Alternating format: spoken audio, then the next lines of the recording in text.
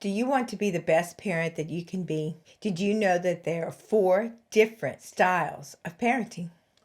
We will help you understand these 4 styles and help you identify which type of parent you are, and also tell you which one is the best. So stay with us, and at the end we'll also give you 10 tips to become a better parent.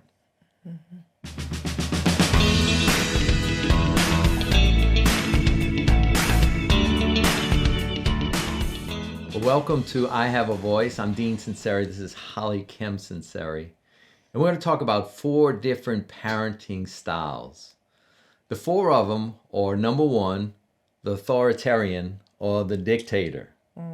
The number 2 is the authoritative. It's the relational parent with rules. Yes. Number 3 is the permissive. And that's being involved but very lenient or very permissive. Yes. And then there's the uninvolved, the neglectful parent. Yes. So we're going to go into those 4 parenting styles and break them down. And we want you to locate which parenting style you are, and also which one do you want to grow into or to become. Let's look at the authoritarian or the dictator style. The authoritarian parent values obedience above everything. They're not interested in negotiating, and they don't encourage children in problem-solving challenges. Right. But they instill strict rules and punishments if rules are broken. Yeah. It's what I say when I say it, and do exactly what I tell you to do. It's military. It's military. It's definitely military. The children of authoritarian parents sometimes have lower self-esteem because their opinions are not valued. Right. And they're more likely to be angry and aggressive or rebelliously obedient. Yeah. That's not fun. No. So here's a couple questions. Are you a parent that believe your kids should be seen and not heard? When it comes to rules, you believe it's my way or the highway. That's right. I've been like that before. I'm sorry. Yes. Our son would say he would agree. And the other question would be, you don't take your child's feelings into consideration. Yes. Well, and I think that with authoritarian, if you think of a military, it's this way, and this is the way we're going to do it, and there's no discussion about it. As the child gets older, it's like, this is the rules, this is the way it's going to be. And there's no like, why do we always eat at 7? I mean, sometimes it's not even a bad question that they're asking. Yeah. They just want to know why we always eat at 7. And if you say, well, we always eat at 7 because that's the only time we can all really be together and take a whole, 20 to 30 minutes where we're uninterrupted. Yeah. Versus we eat at 7, this is it, get at the table. Yeah. And when we go through these different styles, there's crossover. You're not just one. Sometimes it's important to be authoritarian. You don't run into the street. You can't. That's right. Well, and I think too, like for our styles, we always used 1, 2, and 3 when Moses was little. And Dean was a 1 guy. There was never a 2 or a 3. Never. It was always 1. Moses knew it was a 1, and he had to do it on a 1. I was a 2. 1, 2, and then he would do it. Yeah. Let's go to the second one, the authoritative parenting style. And that's being relational with rules. Yes. The authoritative parent invests time and energy into preventing behavior problems before they start. Yeah. They actually parent the attitudes before the behavior. Yeah. They also use positive discipline strategies to reinforce positive behavior like praise and a reward system. Yeah. And one of the things about children is they don't always hear the praise. They receive the praise, but they don't always hear the praise. Because when you criticize them, they're so used to hearing the praise that they're like, you're always criticizing me. You're always telling me what I do wrong and never what I do right. But it's not true. They're just so used to hearing the praise that when they get corrected, it's a little jolting in this style. Yeah. So children of authoritative parents have rules and consequences. Yes. And the children's opinions are taken into account. Doesn't mean that the children's opinions, you obey them, but they're heard. They're heard. A lot of people think that this means like the kid says something and then we're going to do what the kid says. No. It means I'm going to hear you. I'm going to validate. I may even think about it. I may even pray about it and come back to you on this situation. But I will at least allow you a voice. A voice. A voice. Not a vote, a voice. The child's feelings are validated while also knowing that the adults are ultimately, and that goes to your point, in charge. Yeah. And, one of the things about this is a child feels very safe when they know the rules. When they know the rules. They have to know the rules. Yes. Questions to ask yourself, are you an authoritative parent, is you put a lot of effort into creating and maintaining a positive relationship with your child. Yes. Question 2, do you explain the reasons behind your rules? Yes. 3, do you set limits, enforce rules, and give consequences, but take your child's feelings into consideration? Right. And taking those feelings into consideration doesn't mean that you're moved by them in the sense that you're going to change the consequence. It just means that they're emotionally emoting because they've done something wrong, and you have mercy on them in the sense that you can also hear their pain. However, they still got to pay the price. You can't have the cookie before dinner. You can cry about it. Right. You still can't have it. Still can't have it. And I understand why you would want it. It tastes a lot better than broccoli. I'd like the cookie before dinner too. I want one too. But hey. So the third type or style of parenting is the permissive. And we say that that's being involved, but very lenient. Yeah. The permissive parent takes more of a friend role, which is key. They may have guidelines for behavior, yet they rarely enforce them. Right. Unacceptable behavior is often ignored and overlooked as kids will be kids. Right. Now, in this situation, it takes a lot of work to be a parent, okay? I'm not just talking about cooking and cleaning and making the money to pay for everything that they need or want. I'm not talking about that.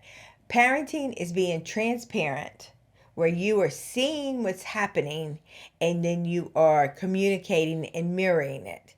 And in this situation, in this parent, they see it, and they got some little rules around certain things, but to go into that whole enforcement of this is what it is, this is why we do it, is a little bit too much work for the permissive parent. Yeah, and without getting too far off task, oftentimes if you're growing up with an authoritarian parent that's been very strict, sometimes you do a 180, and with your kids, you do the direct opposite, which can be just as hurtful or harmful in a different way. Exactly. So children of permissive parents often struggle with school, usually have disregard for rules and authority, and they're more prone to sadness and depression, and have a higher risk of health problems such as obesity. Look, when a child is not taught limits, they're not taught limits on all types of things, right? Right. Limits or boundaries, depends on what word you want to use, the exactly same word. If you don't have external boundaries that you should not cross, then it's very difficult to have internal boundaries that you should not cross. That's how a child develops them, right? They have the external boundaries that are enforced, and then it becomes an internal boundary down the road. Yes. When we were studying to be parents, one of the things that phones had just come out. And, they were saying, don't let your kid play with your telephone because it's an expensive thing. And most of it's 23. It's an expensive thing. And they don't know the difference between your telephone and your friend's telephone. And so they grab your friend's telephone, that's $1,000, and then they throw it and break the phone. It becomes a big deal. So it's like the boundaries of each thing builds internally on other things. Yeah. And we're not judging you on the way that you parent. We're just trying to educate you so we can all be better parents. Yeah.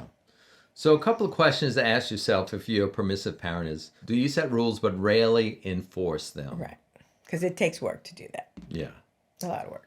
Do you sometimes don't give consequences very often? Or do you think your child will learn best with little interference from you? If you answer yes to a number of those questions, perhaps you would be in the category of a permissive parent. Let's go to the fourth parenting style. It's called the uninvolved or neglectful parent. And the uninvolved parent tend to have little knowledge of what their children are doing.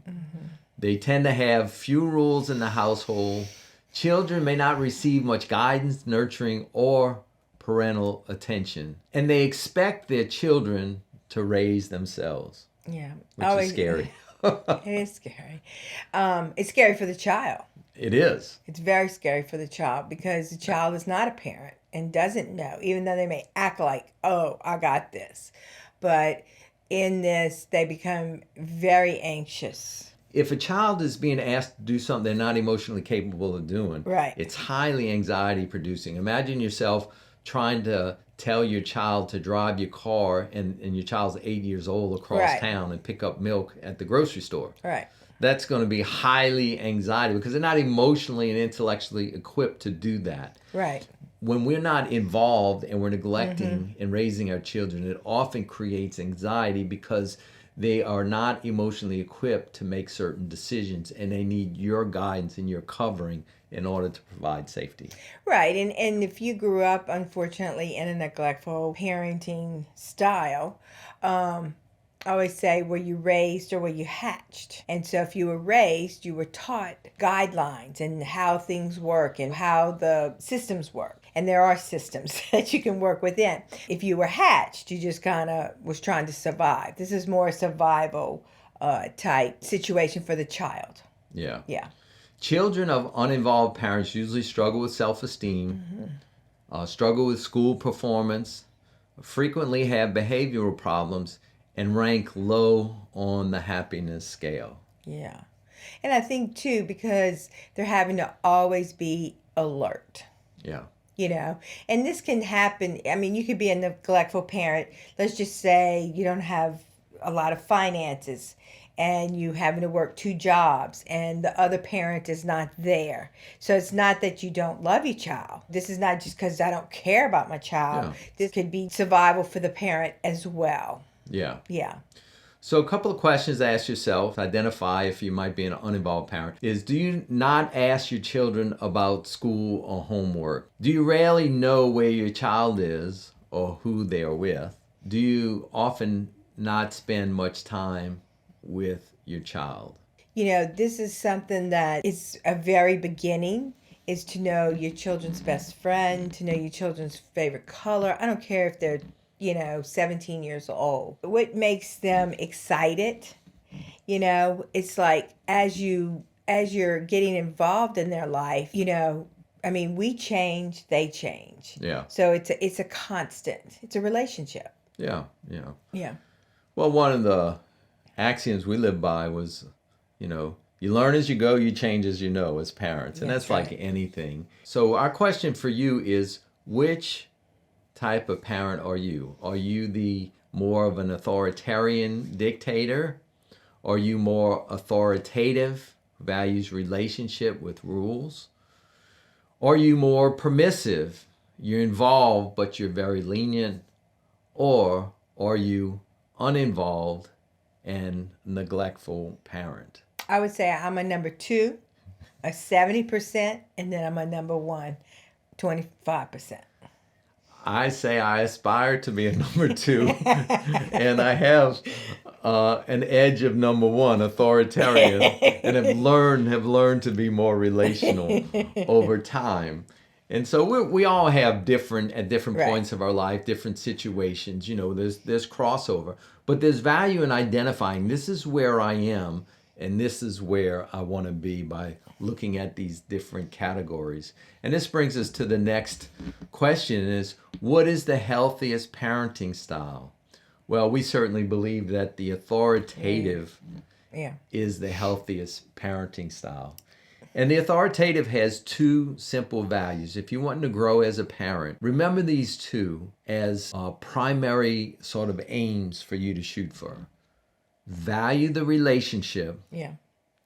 and value rules. Relationship and rules. Have the rules, enforce them, Yeah. and equally give validity to developing the relationship. Yeah. Well, and I want to say something about the rules is that a lot of people have rules, but they don't have the consequence equated with them at the same time. If you have a rule about the car, okay, they have to keep their car clean, they have to keep it, gassed up, they have to change the oil, they have to park it in a certain place, whatever the rules are with the car that they're using. When they don't do the rules, don't take away their phone. That has nothing to do with the car. You deal with the car. Like, okay, if you don't do these rules with the car, you're not going to be able to take the car out on Saturday. A lot of people, it's like the kid does something wrong, they take the phone. Everything's the phone. Well, if you're doing something wrong with the phone, yeah, like if the phone is interfering with your schoolwork, okay, the phone has to go. Yeah. If it's interfering with your sleep, the phone has to go.